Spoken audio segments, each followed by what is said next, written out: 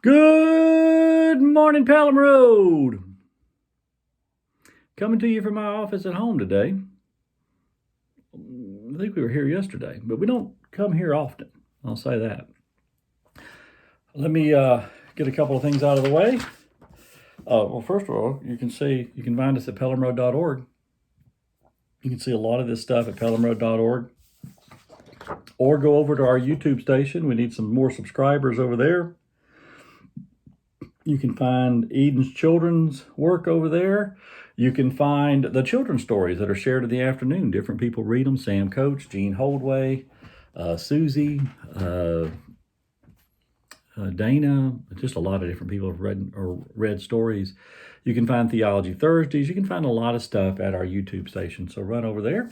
And also, just to help you out with your Corona time. Oh, I think that's upside down.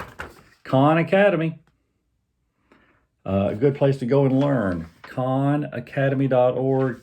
You can just type anything in once you get there, and they have a lot of material on biology and electricity and other religions and architecture and art history. Just you can go there and you can find a lot of stuff to entertain you, and you can learn something, not just waste your afternoon. All right?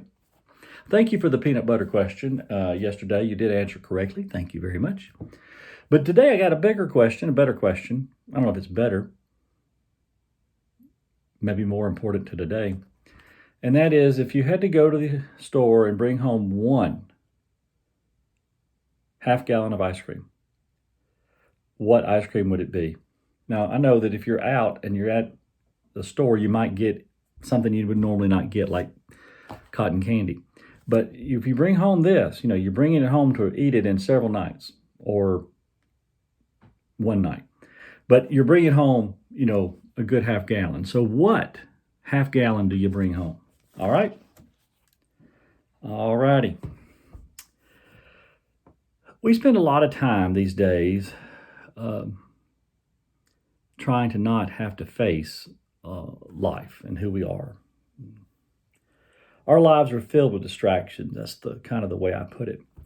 Easy escapes from this life and who we are is what we're attempting to do.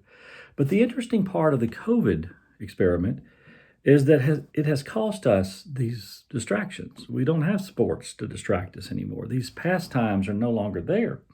So we're now having to do something we haven't done and we've avoided a long time, and that is face exactly who we are as people, and face exactly who we are as a community of people. Without the distractions, our flaws and our emptiness are on full display. These feelings we are having, I guess the best way to describe them is to say they're longings. And I'm not really quite sure that longing is actually a feeling. Seems like it's caught somewhere between feeling and action, but I just don't know where. It appears we long, or yearn maybe, more when we are in the midst of disillusionment. As people, we are not unfamiliar with the idea of getting what we want. I mean, oddly enough, we do oftentimes get what we want, which is soon followed by, now, why did I want this in the first place? You see the cycle? We think we'll be satisfied when we get to earning this amount of money or when we find someone to love or whatever. Yet when we get it, when it falls in our lap and it actually happens, we have a tinge of disillusionment and move back to longing for the next office or another car within a day or two. I mean, it's almost like it's just a sugar high. I mean, the journey of life is full of, I guess the best way to describe them is like mirages. Of course, the only ones who really see mirages are people who are starved or tired or malnourished enough to manufacture them. But when we see these mirages, whatever they might be, we run towards them thinking that we're going to never be thirsty again. And then what do we get? A mouthful of sand. So, can we break this cycle? I mean, that's what the distractions are for. I mean, that's what we use the distractions for, is to break this cycle. And so we get interested in golf or shopping or whatever.